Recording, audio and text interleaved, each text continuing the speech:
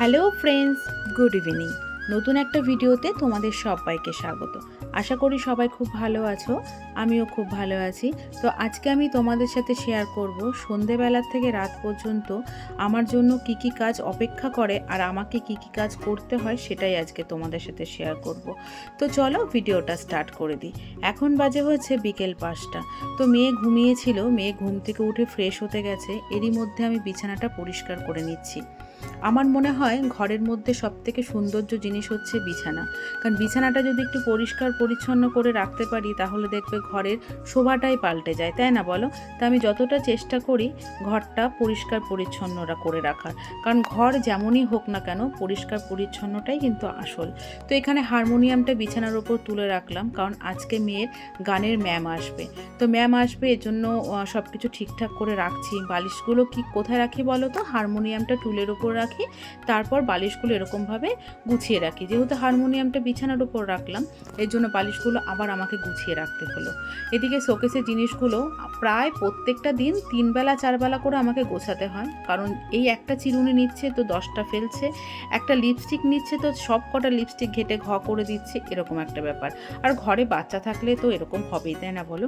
তো শোকেস সব কিছু পরিষ্কার পরিচ্ছন্ন করার পর সোজা চলে এসেছি ঘর ঝাড় দিতে, কারণ সন্ধ্যেবেলায় দেখবে আমরা সবাই কিন্তু ঘরটা ঝাড় দিই, কারণ ঘর ঝাড় দেওয়ার পর সন্ধে দিতে হয়।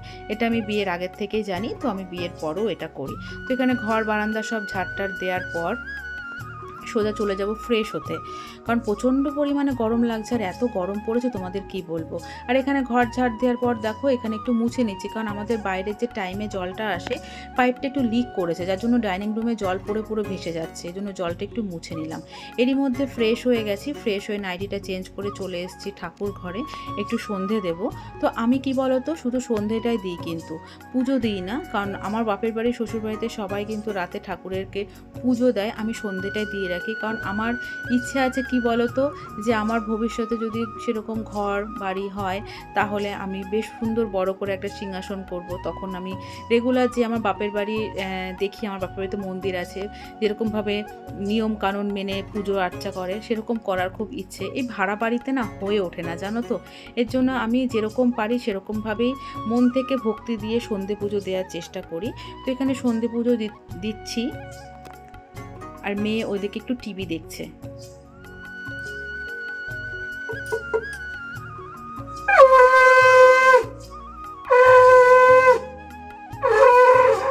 সন্ধে দেওয়ার পর দুপুরে কিছু জামা কাপড় কেচেছিলাম, সেগুলো নিয়ে চলে আসলাম ভাঁজ করতে।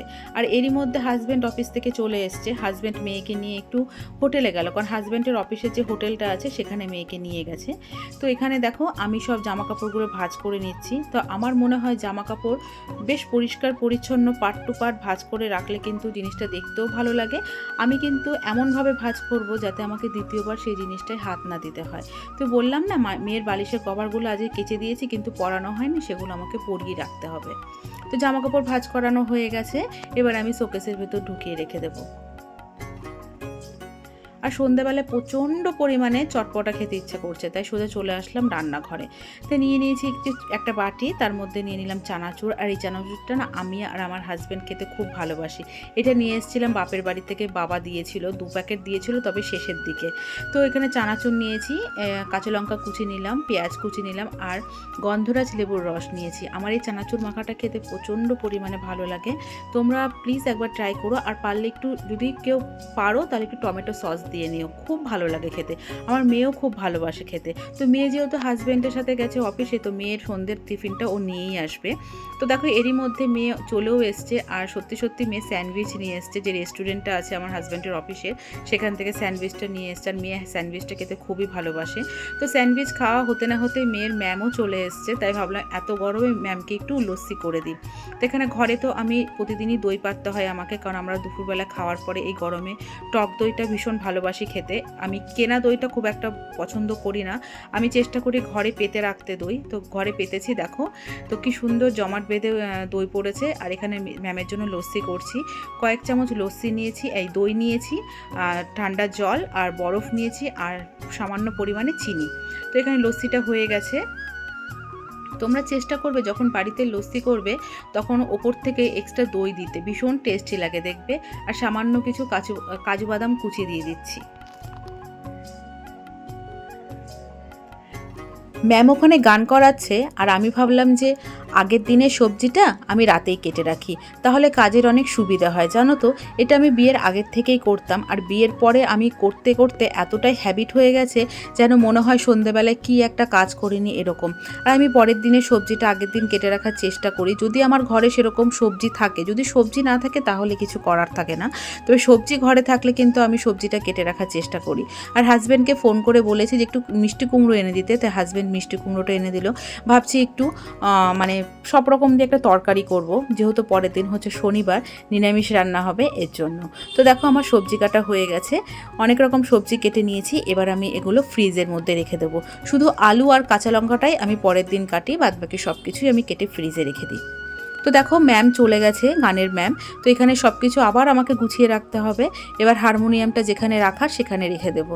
তো হারমোনিয়ামটা যেহেতু আমি টুলের ওপর রাখি, তোমাদের বললাম, সেরকম টুলের ওপর হারমোনিয়ামটা রাখার পর তার ওপরে বালিশগুলো সাজিয়ে রাখি। আর এখানে দেখো মেয়ে তোমাদের উকি মারছে। তো বালিশগুলো আবার আমাকে গুছিয়ে রাখতে হলো, আবার আমাকে বিছানাটা পরিষ্কার পরিচ্ছন্ন করে রাখতে হবে। তো এবার মেয়েকে একটু পড়তে বসিয়েছি আর মেয়েকে এক গ্লাস জল দিলাম।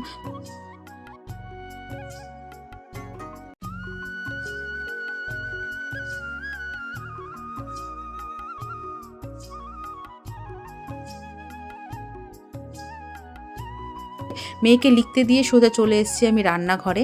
এবার ভাত বসাবো। দুপুরে যা রান্না করেছিলাম মোটামুটি সব কিছুই আছে। এখানে দুপুরের বাসনগুলো সব রান্নার পরে যে মেজেছিলাম সেগুলো আমি জিনিস জায়গায় গুছিয়ে রেখে দেবো। আর আমার ভিডিও চলাকালীন কিন্তু তোমাদের অনেক রকম শব্দ আওয়াজ তোমরা পাবে, কিছু মাইন্ড করো না, কারণ রাস্তার ধারে বাড়ি তো আমার, একটু সব রকমই আওয়াজ তোমরা পাবে, তো প্লিজ একটু মানিয়ে নিও। তো এখানে দেখো চালটা নিয়ে নিয়েছি। এবার চালের মধ্যে দুটো আলু কেটে নিয়েছি, কারণ আমার মেয়ে কিন্তু ভীষণ ভালোবাসে আলু সেদ্ধ খেতে। আমি চেষ্টা করি ওর জন্য একটু আলু সেদ্ধ দেওয়ার, আমার হাজব্যান্ডও খুব ভালোবাসে। এজন্য দেখো রান্না তো সবই আছে, তো একটু আলু সেদ্ধও দিয়ে দিচ্ছি।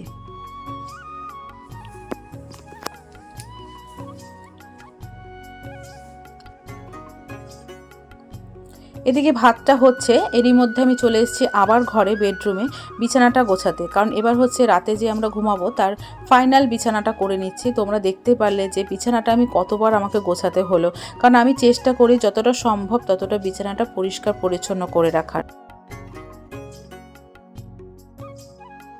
তো এদিকে আমার ভাত রান্না হয়ে গেছে আর মেয়ে এদিকে কার্টুন দেখছে। ভাবলাম মেয়েকে ভাতটা খাইয়ে দিই, কারণ অনেক বেজে গেছে, এখন বাজে প্রায় রাত 10টা। মেয়েকে এদিকে ভাত খাওয়াচ্ছি। আর তারপর হাজব্যান্ডও চলে এসেছিলো, তারপর আমাদের রাতে ডিনারটাও কমপ্লিট করে নিয়েছি আমরা। তারপর দেখো ডিনার কমপ্লিট করার পর সোজা রান্নাঘরে চলে এসেছি। এবার রাতের যে বাসনগুলো থাকে সেগুলো পরিষ্কার পরিচ্ছন্ন করে মেজে নেব, কারণ আমি চেষ্টা করি পরের দিন সকালের জন্য কোনো কিছু কাজ না রাখতে।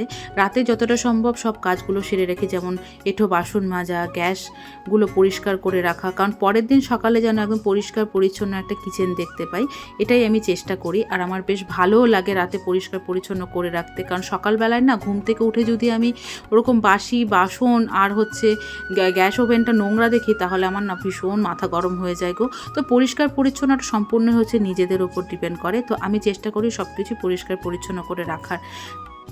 তো এখানে গ্যাসটা মুছে নিচ্ছি।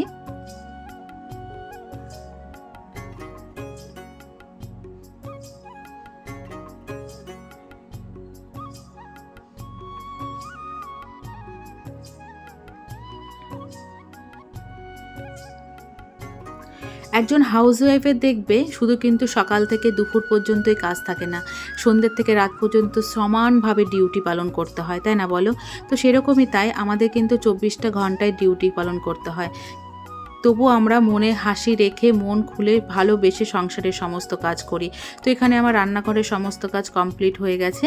তো এবার যাব ফ্রেশ হতে। দেখতেই পাচ্ছ রীতিমতো আমি ফ্রেশ হয়ে গেছি। এত গরম লাগছে তোমাদের কি বলবো, রীতিমতো আমি স্নান করেছি। আর এই গরমের মধ্যে মুখে দেখো কত গোটা বেরিয়েছে।